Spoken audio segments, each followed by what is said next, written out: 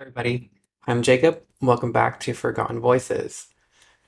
So, today we are attempting, or I am attempting of convincing you that Bigfoot is what Bigfoot actually is. Yeah. So let's dive right into the first story.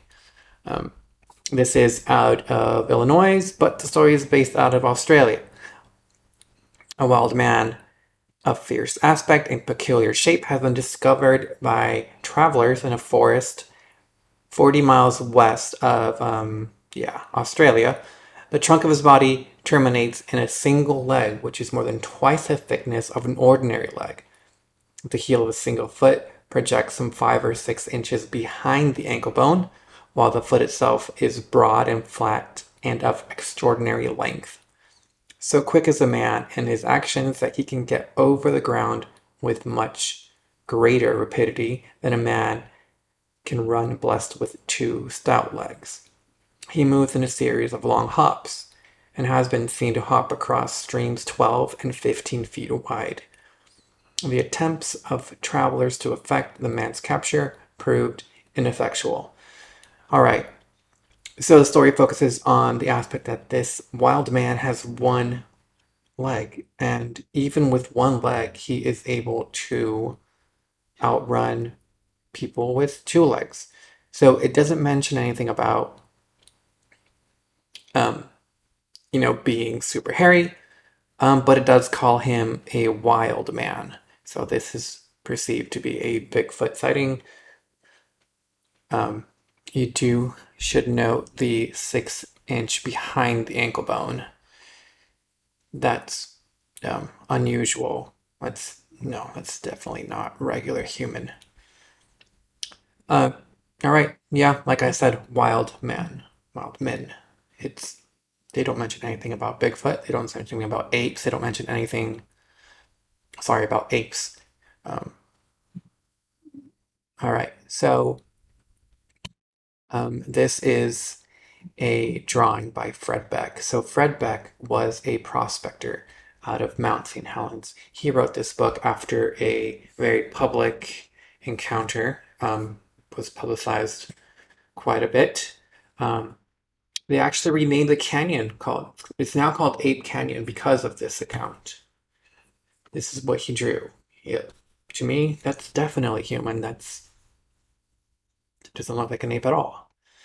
So the story goes, Fred and his friend were mining in Mount St. Helens, near Mount St. Helens, and they were attacked at night by a group of, well, Bigfoot. They made it through the night. They were okay. Of course, they had guns and stuff. But in the early morning, they walk outside when everything subsides, and they catch a glimpse of the ape man of Mount St. Helens. So again, this is very human. To me, there is no doubt he is at least part human. Um, I don't know. What do you all think? Let me know. This is, by the way, David Pilates. He is a pretty great guy. Seems to be very uh, respected. So I will link his video in the description. Check it out. It's super interesting.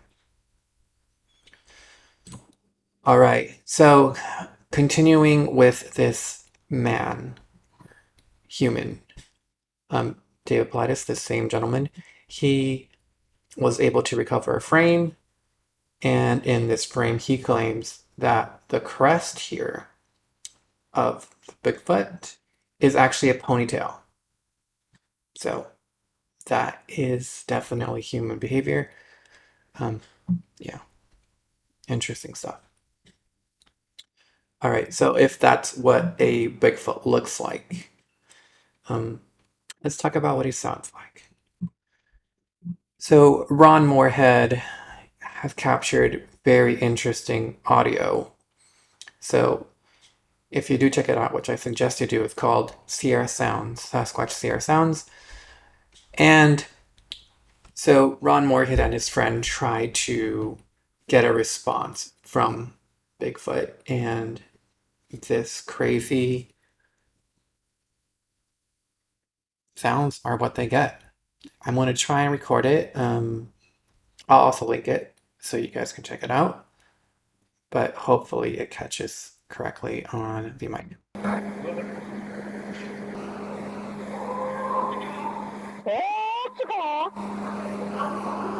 Okay, that was them.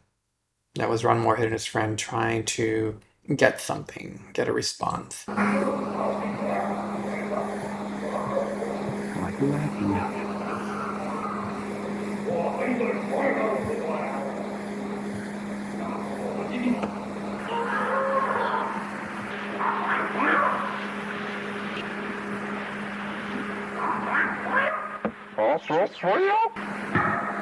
That's our deal. We know where we look for tracks of life for sure.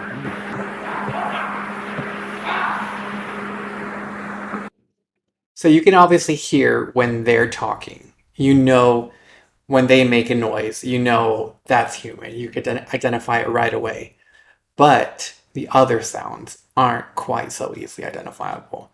Um, I do think this is genuine. I think this is what a Bigfoot sounds like.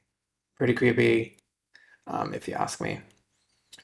All right, so you may say to yourself, all right, we've talked about what they look like. We've talked about what they sound like. And my conclusion is they are human hybrid.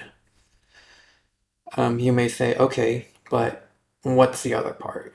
If it's not monkey, if it's not gorilla, it's human hybrid with what else?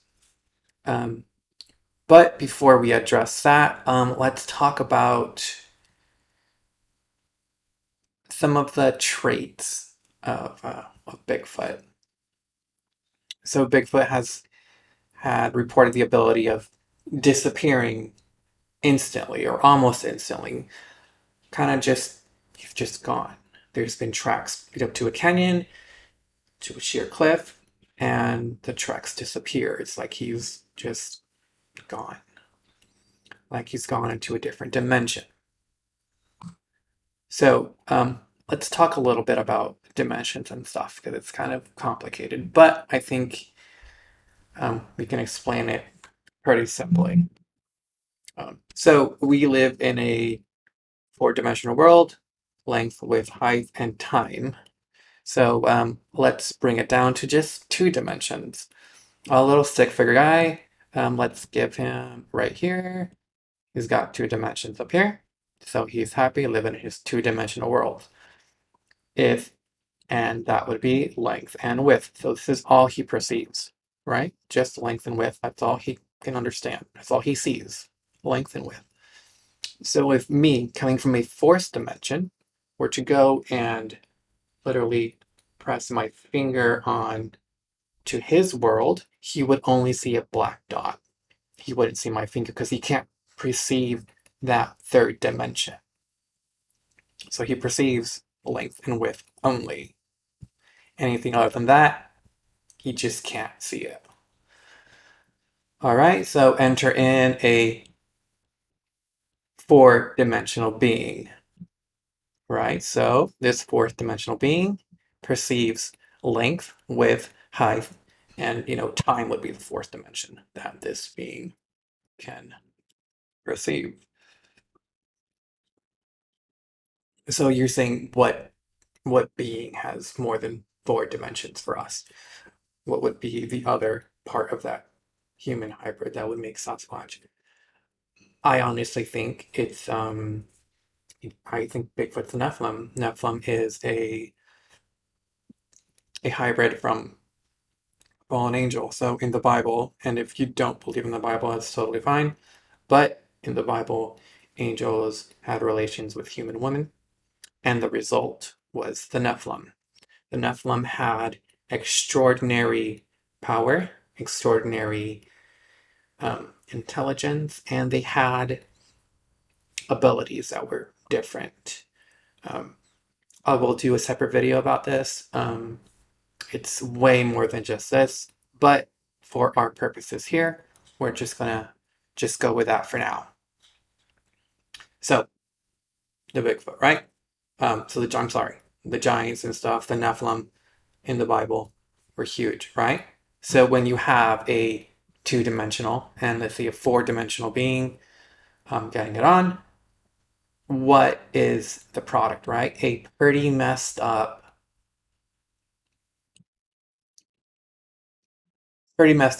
being, right? So he may be 2-dimensional.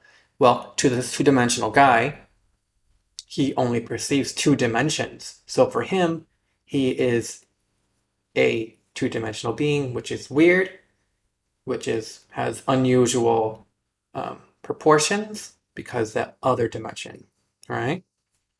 But in reality, even though he can't perceive it, this guy actually has a different dimension. So not only does he have some attributes of the 2-dimensional being, like he's physically in the world and it has an impact on the world, like footprints, hair, all this other stuff, because he lives there, right? But he has access to an additional dimension. And of course, he has strength, he has intelligence, verified by the speech. So he has strength, intelligence, and access to a different dimension than what we do. So for us, he may have gone straight through a boulder, footprints disappeared, but in reality, he maybe just stepped into a different dimension and he kept on going. All right, so there it is. I do think Sasquatch is a hybrid. I think he's a human hybrid, and I don't think he's really that good. I'm not sure if he's evil, but that's it. Let me know what you guys think. All right, appreciate it. Leave a like, subscribe. Bye.